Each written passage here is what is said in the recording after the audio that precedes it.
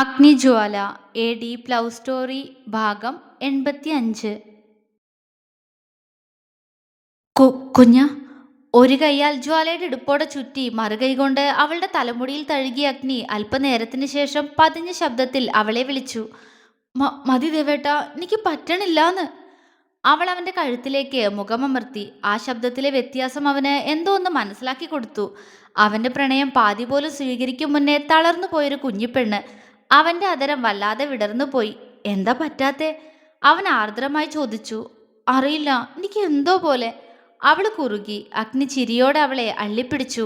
എന്നെ ഒന്ന് നോക്കുവോ? അവൻ ചോദിച്ചതും ഇല്ലാന്ന പോലെ അവന്റെ കഴുത്തിൽ മുഖമിട്ടുരസി ജ്വാല. നോക്ക് പെണ്ണെ, ഞാൻ കാണട്ടെ നിന്റെ മുഖമൊന്ന്. എന്നോട് ദേഷ്യമായൊന്ന് നോക്കട്ടെ. അവൻ ബലമായി അവളുടെ മുഖം പിടിച്ചുയർത്താൻ ശ്രമിച്ചു. ദേവേട്ട, വേണ്ട, ദേഷ്യമില്ല. അവൾ അവനെ നോക്കാതെ എങ്ങനെയൊക്കെയോ പറഞ്ഞൊപ്പിച്ചിട്ടും അഗ്നി അവളുടെ മുഖം തനിക്ക് നേരെ ഉയർത്തിയിരുന്നു. ജ്വാലയുടെ കവിളും മൂക്കിൻ തുമ്പും ചുവന്നുകൊണ്ട് അവളൊരു പിടപ്പോടെ അവനെ നോക്കി. അഗ്നിയുടെ കണ്ണുകൾ അത്രയും ഭംഗിയുള്ള അവളുടെ മുഖത്ത് തറഞ്ഞു നിന്നു. ഞാനൊന്നും വേണ്ടാന്ന് വെക്കുന്തോറും നീയായി എന്നെ ചീത്തയാക്ക കുഞ്ഞ. അവൻ മന്ദഹസിച്ചു. ദേവേട്ടൻ അല്ലേലും ചീത്തയാ. അതുകൊണ്ട് ഇങ്ങനെയൊക്കെ ചെയ്തേ. അവൾ മറ്റെങ്ങോട്ടോ നോട്ടം മാറ്റി. അഗ്നിക്ക് ചിരി വരുന്നുണ്ട് അവളുടെ ഈ വെപ്രാളം കാണുമ്പോ. അതെ, ചീത്തയാണെന്ന് ഞാൻ മുന്നേ തന്നെ പറഞ്ഞിട്ടുണ്ടല്ലോ. പക്ഷെ ചീത്തയാവാതിരിക്കാൻ ശ്രമിക്കുന്നവനെ ഒരുത്തി വല്ലാതെ ചീത്തയാക്കുകയാണെന്നാ ഞാൻ പറഞ്ഞേ. അഗ്നി അവളുടെ ഇരു കവിളിലും പിടിച്ചു വലിച്ച് അവന് നേരെ കൊണ്ടുവന്ന് പെട്ടെന്ന് ആ ചുണ്ടിൽ അമർത്തി മുത്തി. ജ്വാലയൊന്ന് മൂളിക്കൊണ്ട് അവനെ കപടദേഷ്യത്തോടെ നോക്കി. പക്ഷേ അഗ്നിക്ക് അവളുടെ എല്ലാ കള്ളത്തരും അറിയുന്നത് പോലെ അവൻ പിന്നെയും അവളെ ചുംബിച്ചതും ചിണിങ്ങി ചിരിച്ചുകൊണ്ട് ജ്വാല അവനിലേക്ക് തന്നെ ഒതുങ്ങിപ്പോയി. അവളുടെ സങ്കടം മുഴുവൻ അഗ്നി സ്നേഹത്തോടെ പറഞ്ഞു മാറ്റി. അവളും അതെല്ലാം കേട്ട് അവനോട് ചേർന്നിരുന്നു. ഇടയ്ക്കിടയ്ക്ക് അവൾ അവനെ ചുംബിക്കുമ്പോൾ അഗ്നി അവളെ തന്നിലേക്ക് കൂടുതൽ അടക്കി പിടിച്ചു. അവളുടെ ഇഷ്ടം കാണുമ്പോൾ അവൻ അവളെ പിന്നെയും വേറെ എന്തൊക്കെയോ ചെയ്യാൻ തോന്നുന്നു. അവളുടെ ഉടലാകെ വെരിഞ്ഞു മുറുക്കി അവൻ പിന്നെ ആ കഴുത്തിലേക്ക് അടുത്തു വന്നു. എന്നാൽ അതേ സമയത്ത് തന്നെയാണ് ഡോറിൽ ആരോ തട്ടിയത്. ദേവേട്ട, ആരോ ഡോറിൽ തട്ടുന്നു. ജ്വാല പിടഞ്ഞുകൊണ്ട് അവന്റെ മുഖം പിടിച്ചുയർത്തി. അഗ്നിയുടെ കവിള് വീർത്തുപോയി. ആ തട്ടട്ടെ, തുറക്കുന്നില്ല എന്ന് കണ്ടാ നിർത്തിക്കോളും. അവളീന്ന് അകന്നു മാറാനുള്ള മടിയോടെ അവൻ പറഞ്ഞു. ജ്വാല ചിരിയോടെ അവനെ നോക്കി. പക്ഷെ വീണ്ടും ഡോറിൽ തട്ടിയതും ജ്വാല അവനീന്ന് അകന്ന് എഴുന്നേറ്റ് നിന്നു. കുഞ്ഞാ, അവൻ മുഖം വീർപ്പിച്ചു വിളിച്ചു. പോയി നോക്ക് ദേവേട്ട, ഞാൻ അപ്പോഴേക്കും ഈ ഡ്രസ്സൊന്ന് ചേഞ്ച് ചെയ്യട്ടെ. അവൾ വിറയലോടെ അവളുടെ ടോപ്പിൽ തൊട്ട് പറഞ്ഞതും അഗ്നി അവളുടെ മാറിടത്തിലേക്ക് ഒന്ന് നോക്കി. ഡ്രസ്സിൽ അവിടെ ആകെ നനവ്. ആ നോട്ടം കണ്ട് പിടപ്പോടെ പെട്ടെന്ന് അവൾ ഡ്രസ്സിംഗ് റൂമിലേക്ക് പാഞ്ഞു. അഗ്നി ചിരിയോടെ ബെഡിൽ നിന്നും എഴുന്നേറ്റ് ഷർട്ടൊക്കെ നേരെ പിടിച്ചിട്ട് തലമുടിയൊന്ന് ഉലച്ചുകൊണ്ട് നീട്ടി ശ്വാസമെടുത്ത് പോയി ഡോറ് തുറന്നു. മുന്നിൽ മീനു ആണ്. എന്താ മീനു? അവളാണെന്ന് കാണവേ അഗ്നി ഗൗരവത്തോടെ ചോദിച്ചു. അത് ഞാൻ. അത്രയും പറഞ്ഞുകൊണ്ട് അവൾ റൂമിനകത്തേക്ക് നോക്കി. അപ്പോഴേക്കും ജ്വാല ഡ്രസ്സ് ചേഞ്ച് ചെയ്ത് വന്നിരുന്നു. ജ്വാല മീനുവിനെ കണ്ട് ഒന്ന് പുഞ്ചിരിച്ചു. മീനു പെട്ടെന്ന് അകത്തേക്ക് കയറി വന്നു. ജ്വാലയും അഗ്നിയും അവളെ സംശയത്തോടെ നോക്കി. സോറി, മീനു കണ്ണു നിറച്ചുകൊണ്ട് അവളോടായി പറഞ്ഞു. ജ്വാല അവളെ അമ്പരപ്പോടെ നോക്കി.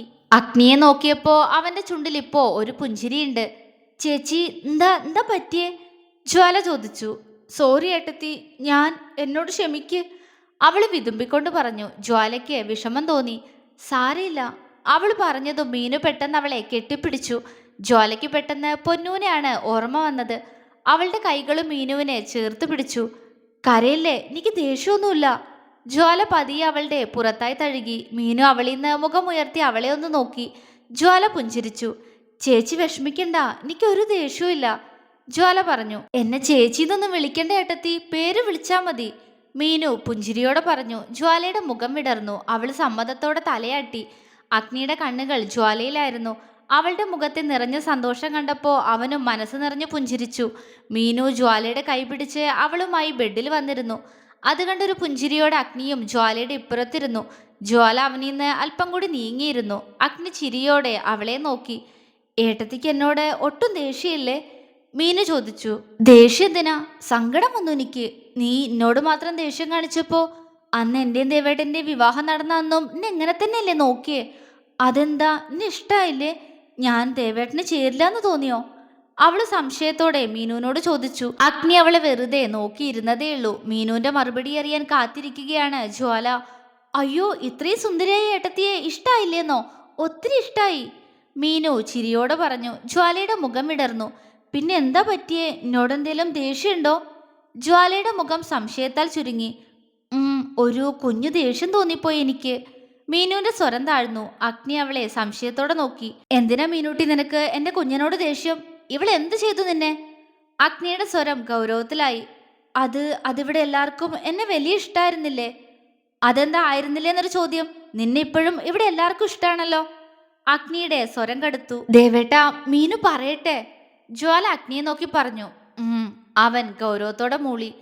ആണ്, എല്ലാവർക്കും എന്നെ ഇഷ്ടാണ്, എനിക്കറിയാം. പക്ഷെ പെട്ടെന്ന് നിങ്ങൾക്കിടയിലേക്ക് ജ്വാല കൂടി വരുന്നു എന്നറിഞ്ഞപ്പോ എനിക്ക് ആകെ ദേഷ്യം വന്നുപോയി. ആ ദേഷ്യ ഞാൻ ഏട്ടത്തിയോട് കാണിച്ചേ. മീനു വല്ലായ്മയോടെ പറഞ്ഞു. ജ്വാല മീനു പറഞ്ഞത് മനസ്സിലാവാതെ അഗ്നിയെ നോക്കി. അവന്റെ മുഖത്തും സംശയമാണ്. അതെന്തിനാ നിനക്ക് ദേഷ്യം എന്നാ മീനു ഞങ്ങൾക്കറിയണ്ടേ? നീ വിവാഹത്തിന്റെ അന്നല്ലേ എന്റെ കുഞ്ഞൻ ആദ്യമായിട്ട് കാണുന്നത് തന്നെ. അങ്ങനെയുള്ളവളോട് നിനക്ക് എന്തിനാ ദേഷ്യം? കടുത്തിരുന്നു അഗ്നിയുടെ ശബ്ദം. മീനു പേടിയോടെ അവനെ നോക്കി.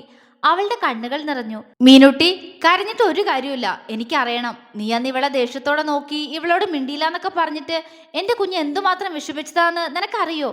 പറ, എന്തിനാ ഒന്നും മിണ്ട കൂടി ചെയ്യാതെ നീ ഇവളോട് ദേഷ്യം കാണിച്ചേ? അഗ്നി ഗൗരവത്തോടെ ചോദിച്ചു. അത് അത് അഗ്നിയേട്ടാ, ഏട്ടനറിയാലോ എല്ലാരും എന്നെ എന്തുമാത്രം കൊഞ്ചിച്ചാ വളർത്തിയതെന്ന്. ഇവിടെ വരുമ്പോ ഇവിടെ പെൺകുട്ടികളില്ലാത്തോണ്ട് തന്നെ അഗ്നിയേട്ടനും അപ്പുവേട്ടനും എല്ലാവർക്കും എന്നോട് നല്ല സ്നേഹമായിരിക്കും. എല്ലാവരുടെയും സ്നേഹം ഞാൻ ഒറ്റയ്ക്ക് അനുഭവിക്കുന്നത് പോലെ. ഞാൻ ഒരുപാട് ഹാപ്പി ആയിരുന്നു, അവള് പറഞ്ഞു. അഗ്നിക്ക് അവൾ പറഞ്ഞു വരുന്നത് എന്താണെന്ന് ഇപ്പോൾ ഏകദേശം മനസ്സിലായി തുടങ്ങിയിരുന്നു. അവൻ അവളെ തുറച്ചു നോക്കി. അത് കണ്ട് അവളുടെ കണ്ണു നിറഞ്ഞു. ഞാൻ സോറി അഗ്നിയേട്ടാ, അഗ്നിയേട്ടനൊരു കുട്ടിയോട് ഇഷ്ടമാണെന്നും അവളുമായിട്ട് ഏട്ടന്റെ വിവാഹമാണെന്നൊക്കെ കേട്ടപ്പോ എനിക്ക് സങ്കടം തോന്നിപ്പോയി. ഇനി ഇവിടേക്ക് വന്നാ അവളെ ആവില്ലേ എല്ലാവരും എന്നേക്കാൾ കൂടുതൽ സ്നേഹിക്കാന്നൊക്കെ തോന്നി. ഒന്നാമത് അഗ്നിയേട്ടന് പ്രണയമായിരുന്നു ഇവളോട്. അപ്പൊ എത്രത്തോളം ഇവിടെ എല്ലാവരും ആ കുട്ടിയെ സ്നേഹിക്കുന്ന എനിക്ക് ഊഹിക്കാവുന്നതേ ഉള്ളായിരുന്നു. അവള് തേങ്ങി. ജ്വാല മീനുവിനെ കൂർപ്പിച്ചു നോക്കി. അപ്പൊ എന്നോട് അസൂയായിരുന്നുല്ലേ നിനക്ക്? അവള് ഗൗരവത്തോടെ ചോദിച്ചു. അത്രയും ഗൗരവത്തിൽ അവള് ചോദിച്ചിട്ടും അഗ്നിക്ക് അവളുടെ ചോദ്യം കേട്ട് ചിരിയാണ് വന്നത്. പൊട്ടിവന്ന ചിരി ഒതുക്കിക്കൊണ്ട് അവൻ ഗൗരവത്തോടെ തന്നെ ഇരുന്നു. ആയിരുന്നു ഏട്ടത്തി, എല്ലാവരും ഇനി എന്നെക്കാൾ കൂടുതൽ നിന്നെ സ്നേഹിക്കില്ലേ എന്ന് കോർത്തുപോയി ഞാൻ. എല്ലാവർക്കും എന്നോടുള്ള സ്നേഹം കുറയുന്നും കരുതി. നിങ്ങളുടെ വിവാഹം കഴിഞ്ഞ അന്ന് അഗ്നിയേട്ടൻ നിന്നെ പ്രണയത്തോടെ നോക്കുന്നതും സ്നേഹത്തോടെ സംസാരിക്കുന്നതൊക്കെ കണ്ടപ്പോൾ എനിക്കത് ഉറപ്പാവുകയും ചെയ്തു. ആ വിഷമം കൊണ്ടാ അന്ന് ഞാൻ ഏട്ടത്തി അങ്ങനെ നോക്കിയേ.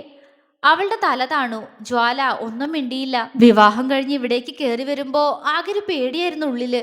അതിനിടയിലായിരുന്നു മീനുവിന്റെ തുറച്ചു നോട്ടം. എല്ലാം കൊണ്ടും ഞാൻ ആകെ ഭയന്നുപോയി. ജ്വാല തല താഴ്ത്തിയിരുന്നു.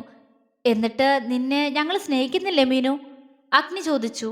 ഉണ്ട്, പക്ഷെ എന്നെക്കാൾ എല്ലാവർക്കും ഏട്ടത്തിയോടെ ഇഷ്ടം. ഞാൻ കണ്ടതല്ലേ, വീട്ടിൽ വന്നപ്പോ അമ്മമ്മയ്ക്ക് ഇവളെ പറ്റിയേ പറയാനുണ്ടായിരുന്നുള്ളൂ. അവളുടെ മുഖം വീർത്തുപോയി. അഗ്നി മറുപടിയായി ചിരിച്ചതേയുള്ളൂ.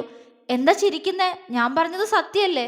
മീനു കണ്ണുകൾ അമർത്തി തുടച്ചവനെ കൂർപ്പിച്ചു നോക്കി. അഗ്നി ജ്വാലയൊന്ന് നോക്കി. പെണ്ണിപ്പോഴും തലതാഴ്ത്തി ഇരിക്കുകയാണ്. നിന്നോടിവിടെ ആർക്കും ഒരു ഇഷ്ടക്കുറവും ഇല്ലേ മീനൂട്ടി? പിന്നെ നീ പറഞ്ഞ ഒരു കാര്യം ശരിയാ, ഇവിടെ എല്ലാവർക്കും ഇവളെ ഒരുപാട് ഇഷ്ടാ. ഒരുപാടെന്ന് വെച്ചാ ഒരുപാട്. പറയുന്നതിനോടൊപ്പം അഗ്നി ജ്വാലയുടെ ഇടുപ്പിലൂടെ ചുറ്റിയെടുത്ത് അവളെ അവന്റെ മടിയിലേക്ക് വെച്ചു. ജ്വാല അവനെ മിഴിച്ചു നോക്കി. മീനുവിന്റെ മുഖം വീർത്തു. ദേവേട്ടാ, വിട്. അവൾ അവനിൽ നിന്ന് കുതറി മാറാൻ ശ്രമിച്ചു. അടങ്ങിയിരിക്കെന്റെ പൂച്ചക്കുട്ടി അവിടെ. അവൻ അവളുടെ ഇടുപ്പിൽ കൈയമർത്തി അവളെ അങ്ങനെ തന്നെ ഇരുത്തി. ജ്വാല അഗ്നിയെ നോക്കി കണ്ണുരുട്ടി. അവൻ അത് കണ്ട് ചിരിയോടെ അവളുടെ നെറ്റിയിലായി ചുംബിച്ചു. ജ്വാലയുടെ മുഖം ചുവന്നുപോയി. അതെ ദുഷ്ട, ഞാനുണ്ട് കേട്ടോ ഇവിടെ, മീനു മുഖം വീർപ്പിച്ചുകൊണ്ട് പറഞ്ഞു. അതിന്? അവൻ കുറുമ്പോടെ ചോദിച്ചു. അതിനെന്നോ? അല്ലെങ്കിൽ എനിക്ക് ഏട്ടത്തിയോട് അസൂയ, ഇവിടെയുള്ളവരുടെ എല്ലാ സ്നേഹം ഒറ്റയ്ക്ക് വാങ്ങുന്നതുകൊണ്ട്. അപ്പോ ആ എന്റെ മുന്നിലച്ഛന് വേണോ ഇത്? അവള് ചുണ്ടു കൂർപ്പിച്ചു. ആരുണ്ടായാലും എനിക്ക് ഒരു പ്രശ്നവുമില്ല, ഇതെന്റെ കുഞ്ഞനാ. അഗ്നി ജ്വാലയുടെ തോളിലൂടെ കൈയിട്ടു. അവൾ അവന്റെ നെഞ്ചിലേക്ക് ചാഞ്ഞിരുന്നു. അഗ്നി അവളുടെ വയറിലൂടെ ചുറ്റിപ്പിടിച്ചു. മീനു കണ്ണു വിടർത്തി അവരെ നോക്കിയിരുന്നു. മീനു, അഗ്നി വിളിച്ചു. പറ അഗ്നിയേട്ടാ. അവൾ എന്തായെന്ന പോലെ അവനെ നോക്കി. നീയും ഇവളെ സ്നേഹിച്ചു നോക്കു മീനു, അപ്പൊ നിനക്ക് മനസ്സിലാവും ഇവിടെ എല്ലാവർക്കും എന്താ ഇവൾ ഇത്ര ഇഷ്ടന്ന്. പ്രണയം നിറഞ്ഞു നിന്ന സ്വരത്തോടെ അഗ്നി പറഞ്ഞു. മീനു ചിരിയോടെ തലയാട്ടി. അത്രയ്ക്ക് പാവം മോളെന്റെ കുഞ്ഞ്. ആരും ഒന്ന് സ്നേഹിച്ചു പോവും, കൊഞ്ചിച്ചു പോവും. നീ നേരത്തെ താഴെന്ന് പറഞ്ഞില്ലേ, അതുപോലെ ഒരു കൊച്ചു കുഞ്ഞു തന്നെയാ എന്റെ പെണ്ണ്. അഗ്നി ആർദ്രമായ സ്വരത്തിൽ പറയുന്നതിനോടൊപ്പം ജ്വാലയുടെ നെറ്റിയിൽ ചുംബിക്കുക കൂടി ചെയ്തു. ജ്വാല അവനെ തന്നെ നോക്കിയിരുന്നു. എനിക്കിപ്പോ മനസ്സിലാവുന്നുണ്ട് അഗ്നിയേട്ട എന്റെ തെറ്റ്. ഇനി ഒരിക്കലും എൻ്റെ ഭാഗത്തുനിന്ന് ഏട്ടത്തിക്ക് ഒരു വിഷമം ഉണ്ടാവില്ല. അവൾ ഉറപ്പു കൊടുത്തു. ജ്വാല അവളെ നോക്കി പുഞ്ചിരിച്ചു. ഏട്ടത്തി ശരിക്കും ഒത്തിരി സുന്ദരിയാട്ടോ, മീനു പറഞ്ഞു. ജ്വാലയുടെ ചുണ്ടിൽ അപ്പോഴും ചിരിയാണ്. എടി, എന്റെ കൊച്ചിനെ കണ്ണ് വെക്കാതെ നീ, അഗ്നി കപടദേഷ്യത്തോടെ പറഞ്ഞു. ഓ, എന്നാ കുറച്ച് കണ്ണ് തട്ടിക്കോട്ടെ, ഈ മനുഷ്യന്റെ നെഞ്ചു കീഴടക്കിയ സുന്ദരിയല്ലേ, മീനു അവനെ നോക്കി കുറുമ്പോടെ പറഞ്ഞു. അഗ്നി നിറഞ്ഞു ചിരിച്ചു. ഏട്ടത്തി വാ, നമുക്ക് താഴേക്ക് പോവാ, എനിക്ക് ഏട്ടത്തിയോട് ഒത്തിരി സംസാരിക്കാനുണ്ട്.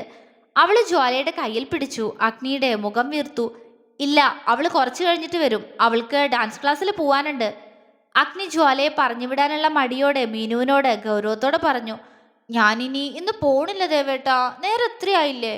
ജ്വാല ചുണ്ടു പിളർത്തി. അഗ്നി ഒന്ന് പുഞ്ചിരിച്ചു.